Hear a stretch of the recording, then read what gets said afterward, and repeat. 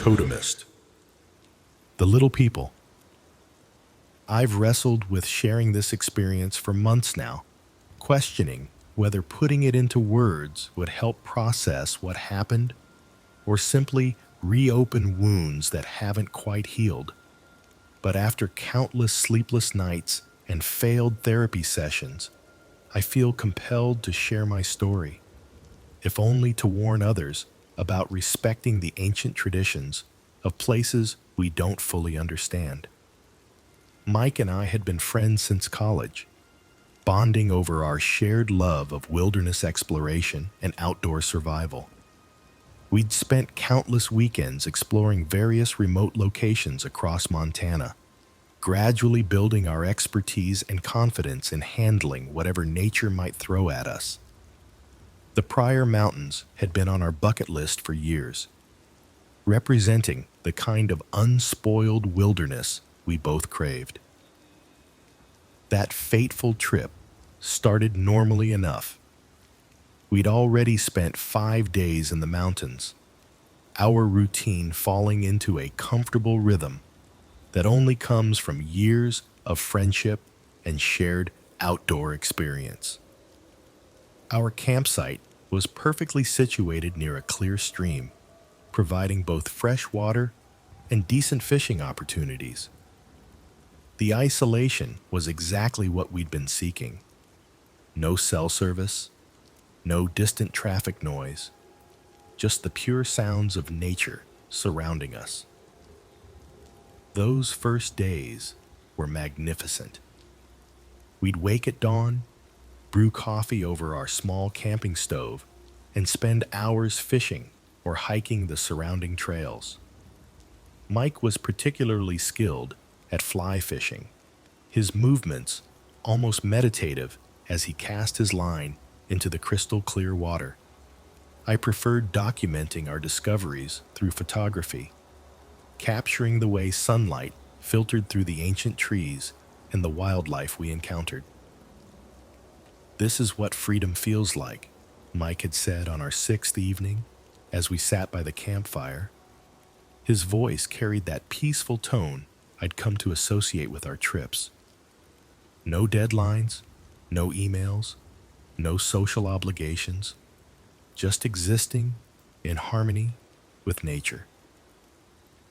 I nodded, understanding completely. In these moments, the stress of our regular lives seemed to belong to a different world entirely. The mountains had a way of stripping away those artificial concerns, leaving only what felt genuine and essential. That 7th evening started like the others. We'd had a successful day of fishing and were preparing to cook our catch over the campfire. The sun was setting, casting long shadows through the trees, and a light breeze carried the scent of pine and wild sage. Something about the atmosphere, perhaps the way the shadows danced, or how the wind whispered through the rocks, reminded me of a local legend I'd read while researching the area. "Have you heard about the little people of the Pryor Mountains?" I asked, adjusting the fish on our makeshift grill. The story had fascinated me during my pre-trip research, but I hadn't found the right moment to bring it up until then. Mike glanced up from where he was arranging kindling, his expression already showing the skepticism I'd come to expect whenever folklore came up. "You mean like leprechauns or something?" he asked with a slight smirk. "Not exactly," I replied, trying to convey the proper respect the legend deserved. "According to the Crow people, they're sacred beings who've lived in these mountains since time immemorial. They're said to be powerful spirits who help those who respect them, but can be dangerous to those who don't." "Oh, come on, Elliot," Mike interrupted, his voice taking on that dismissive tone, as if his rational worldview was being challenged. "We're educated men. We don't need to entertain primitive superstitions to appreciate nature." I felt a sudden unease at his words, glancing nervously at the deepening shadows around our camp. Maybe you shouldn't dismiss them so quickly, I suggested. These stories often contain deeper truths about respecting the land and its history. Mike laughed, the sound unnaturally loud in the quiet evening air. What? You think some tiny mountain pricks are going to be offended? Give me a break. This is exactly the kind of nonsense that keeps people from truly connecting with nature. It's just rocks and trees and natural processes, not some magical realm full of invisible beings. Mike, please, I said, my discomfort growing. You really shouldn't mock these things, especially not here. The stories say they can hear when people disrespect them. Oh, so now they're eavesdropping on us. How rude, he scoffed. I gave up trying to reason with him, instead focusing on our dinner. The rest of the evening passed in slightly strained silence, with Mike occasionally making sarcastic comments about watching out for tiny footprints or leaving offerings for the mountain fairies. We turned in early that night, the tension having drained the usual pleasure from our evening routine. I dozed fitfully, troubled by strange dreams filled with whispered voices.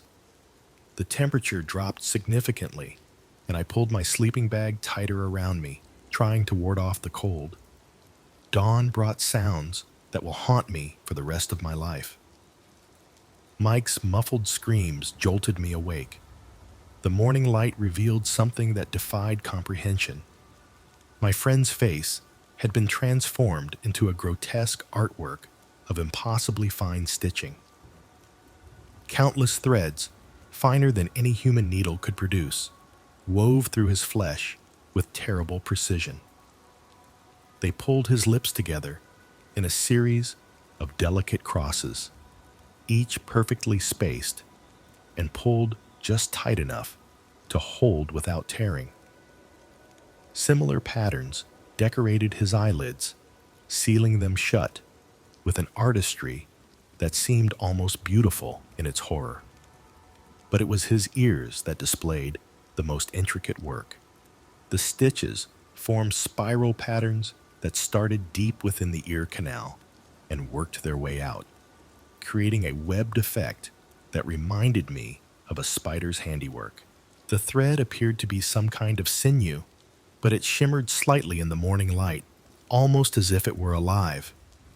Mike thrashed on his sleeping bag, his hands clawing at the stitches, but they held firm. Each time he pulled at them, tiny droplets of blood would well up around the entry points, but the threads themselves remained pristine and white. His screams, muffled by his sealed lips, contained a desperation I'd never heard in a human voice before.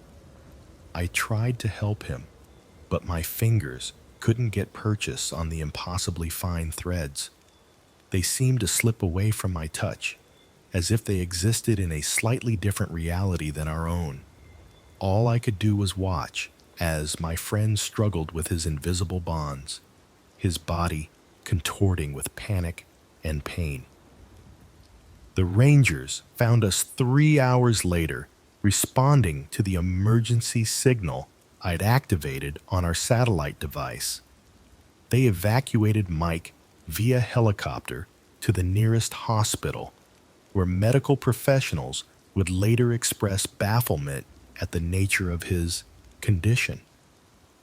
The threads, they reported, seemed to disappear whenever surgical instruments got close to them, only to reappear moments later. I haven't spoken to Mike since that day. Last I heard, he'd checked himself into a specialized facility, the stitches still in place despite countless attempts to remove them.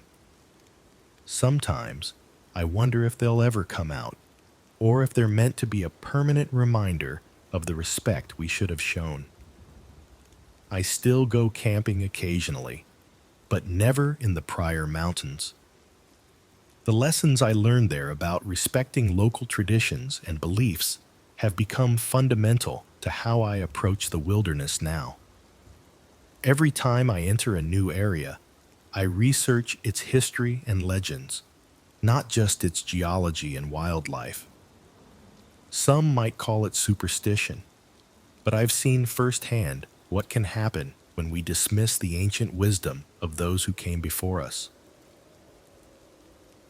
The mountains have their own rules, their own justice, and some lessons are learned too late to be undone.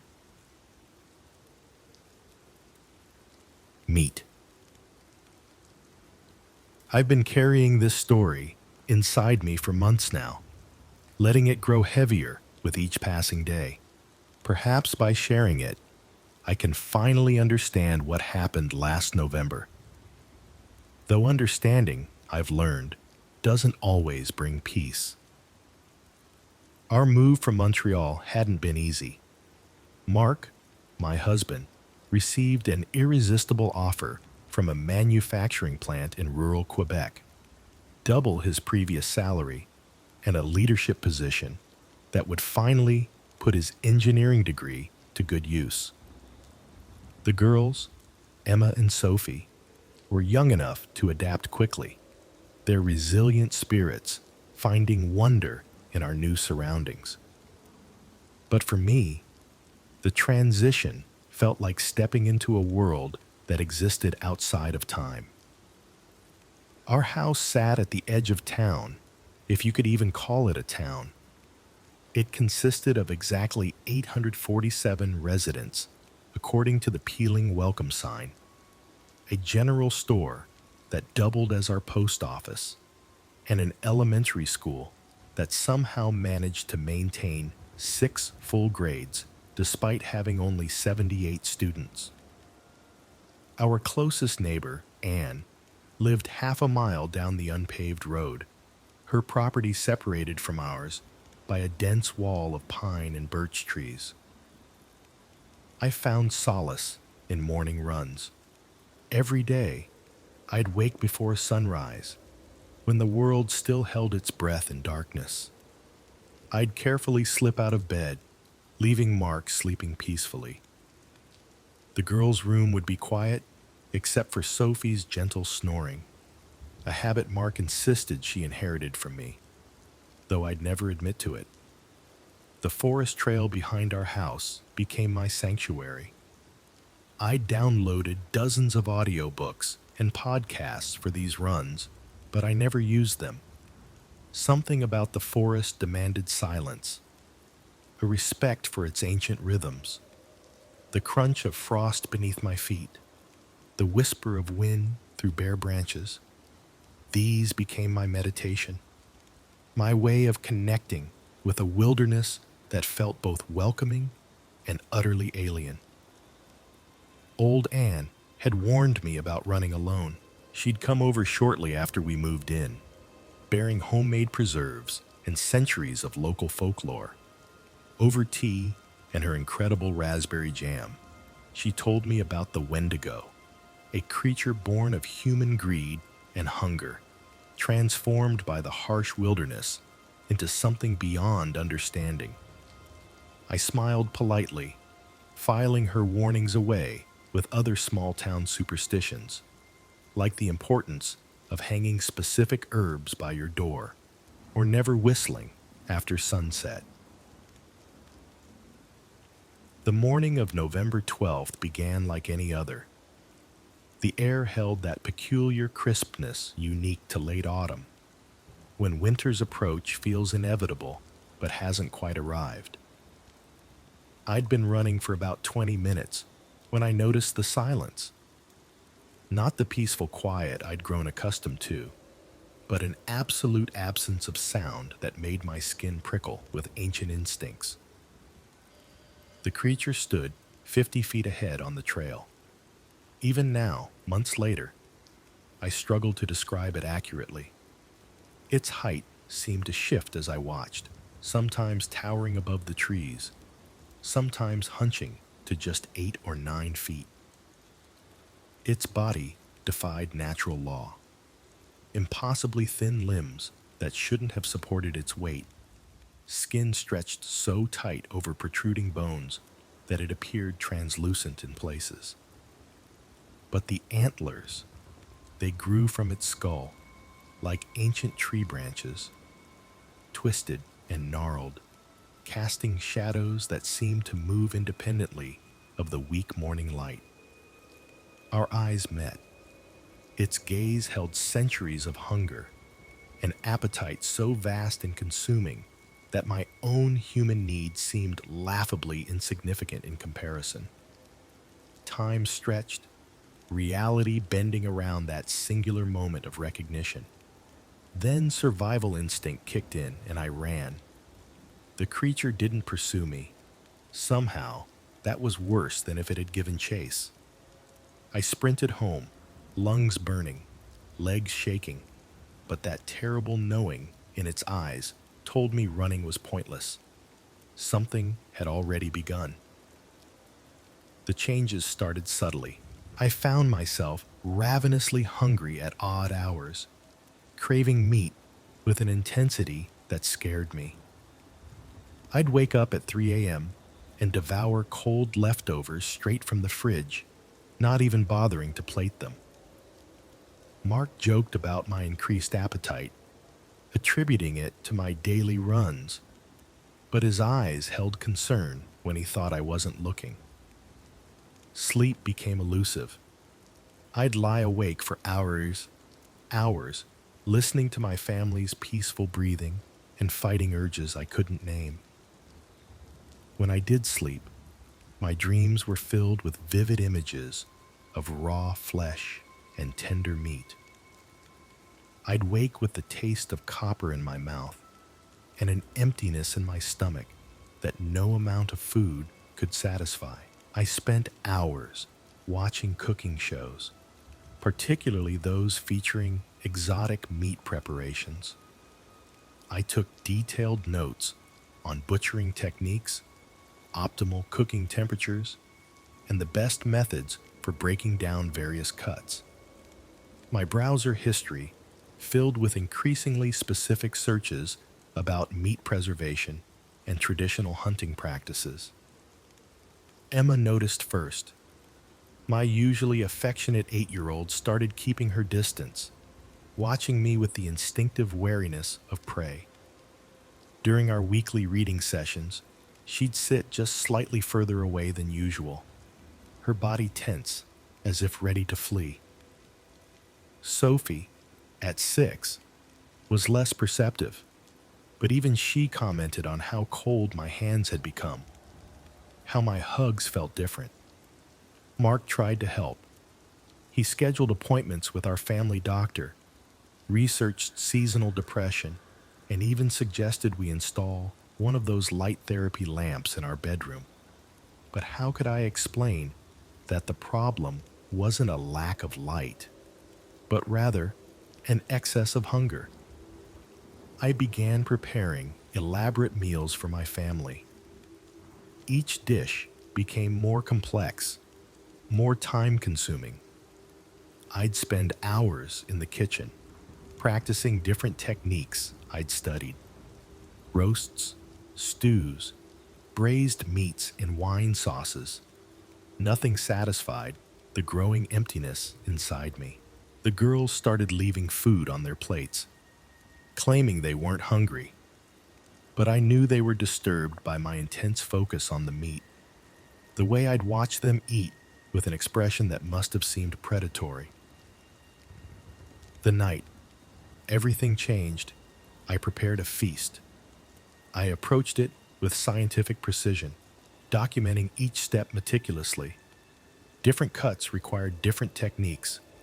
Some slow roasted with herbs, others braised in rich sauces, some transformed into savory pies with delicate crusts. I made stock from their bones, letting it simmer for hours until it reached the perfect consistency. Sophie's were the best. The authorities started asking questions 2 weeks later. Mark's workplace began inquiring about his whereabouts. Then the girls' school called, concerned about their extended absence. I maintained my routine, carefully packaging leftovers, making detailed notes about which preparations worked best, which cuts yielded the most tender results. When the questions became too persistent, I simply left, packed essential supplies, and drove north, deeper into the wilderness that now felt more like home than any human dwelling.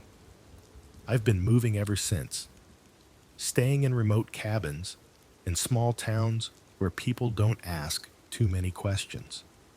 Cash only, no cameras, no connections. I'm writing this from somewhere in northern Ontario. The hunger never fully subsides, but I've learned to manage it through hunting. Animal meat isn't quite as satisfying, but it keeps the worst of the cravings at bay. I know I can never return to normal society. That life ended in a quiet kitchen in rural Quebec, with a feast that no one else would understand. Sometimes, in my more lucid moments, I wonder if I could have fought it harder, if there was a way to resist the transformation. But then the hunger returns, and such thoughts dissolve like morning mist. The wilderness calls to me now, in a language I've grown to understand too well.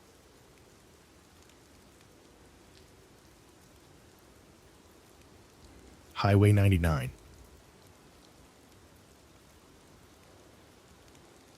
I've always found a peculiar peace in night driving, particularly during winter when the world almost still in darkness. The solitude of empty highways has been my meditation for years, a way to process thoughts and clear my mind when life becomes too cluttered.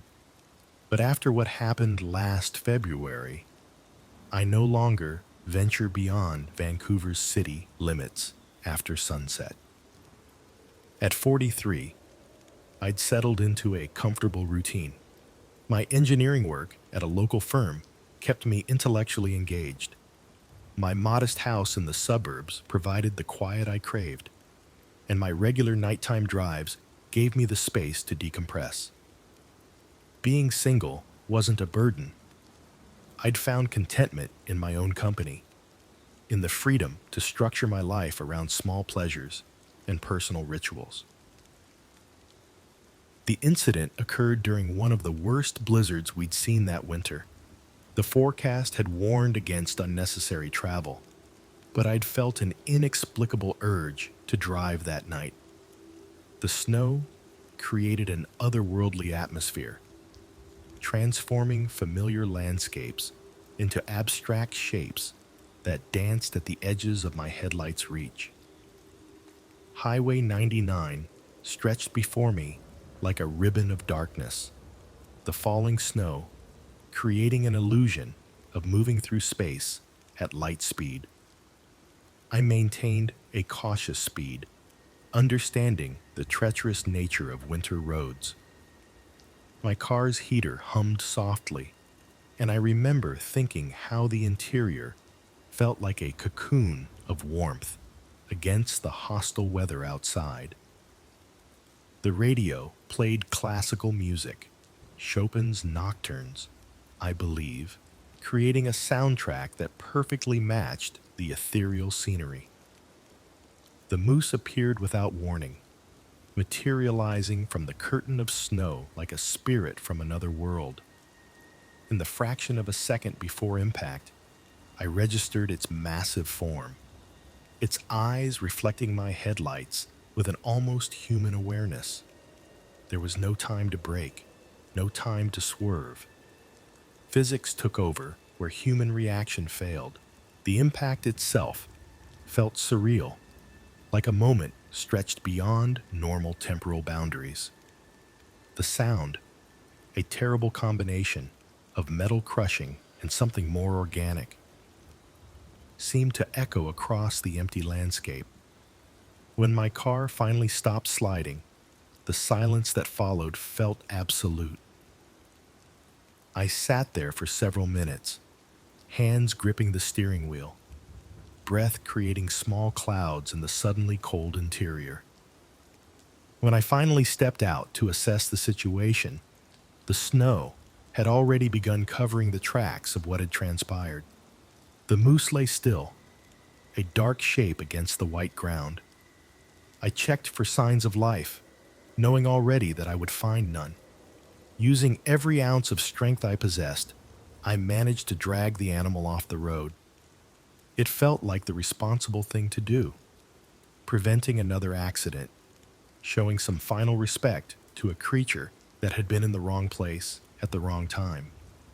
The physical effort helped ground me, transforming the surreal experience into something tangible and manageable. "These things happen," I remember saying aloud, my voice sounding strange in the muffled acoustics of falling snow.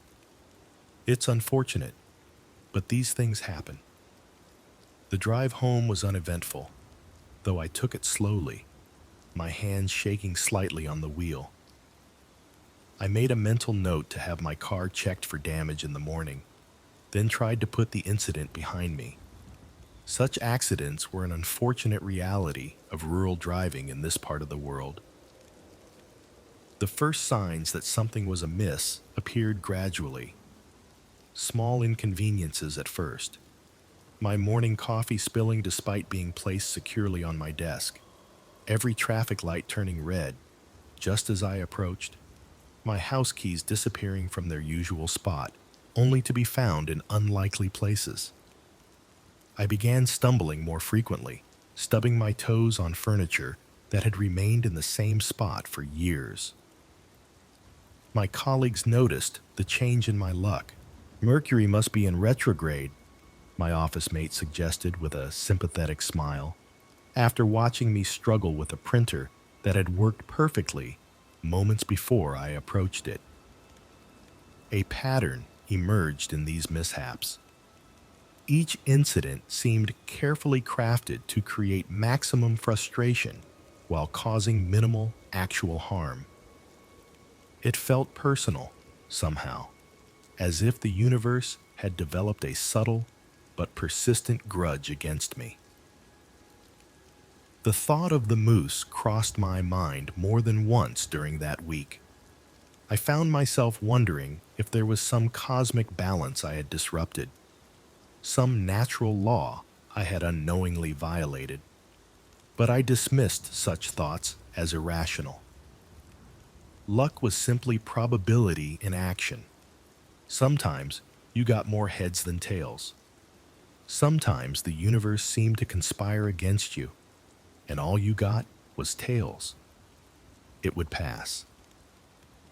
On the morning of the 7th day, I woke to wrongness.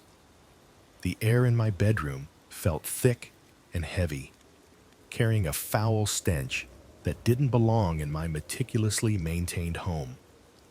Opening my eyes, I became aware of a weight beside me, a depression in the mattress that shouldn't exist. The moose lay there, its massive form somehow contained on my queen-sized bed. The creature's presence defied logical explanation, not just because of its impossible location, but because of its condition. The impact damage was evident, but time had taken its toll far beyond what a week should allow. The flesh had begun returning to the earth in the most organic way possible, hosting new life that writhed and moved with terrible purpose.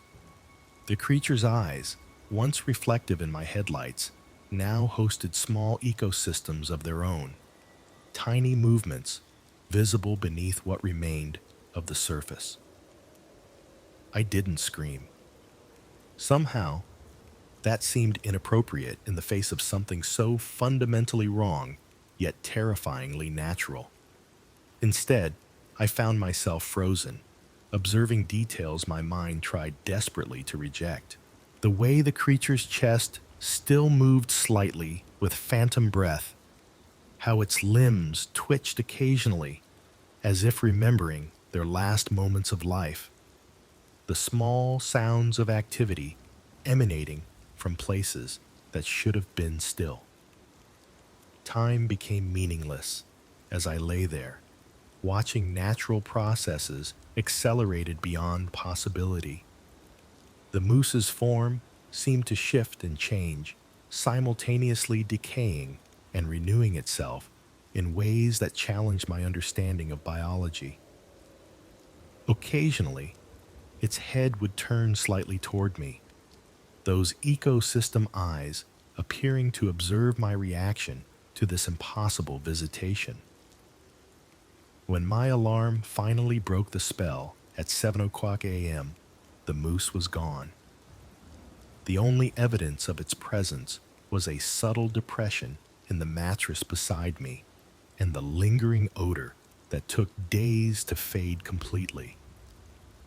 My sheets remained pristine, my room unchanged except for that persistent smell of wild places and natural decay. I called in sick to work that day, spending hours checking my home for any tangible proof of what I'd experienced. Finding none, I began to question my own sanity, wondering if stress or guilt had manifested in such a visceral hallucination. But deep down, I knew what I had witnessed was real, even if it defied explanation. The small misfortunes ceased immediately after that morning. My life returned to its normal rhythms, luck once again operating within expected parameters. Mercury wasn't in retrograde anymore, whatever that even meant. I still drive, still find peace in movement and solitude. But I no longer venture beyond city limits after dark. The highways that stretch into wilderness hold different meanings now, and the night has taken on a weight it didn't possess before.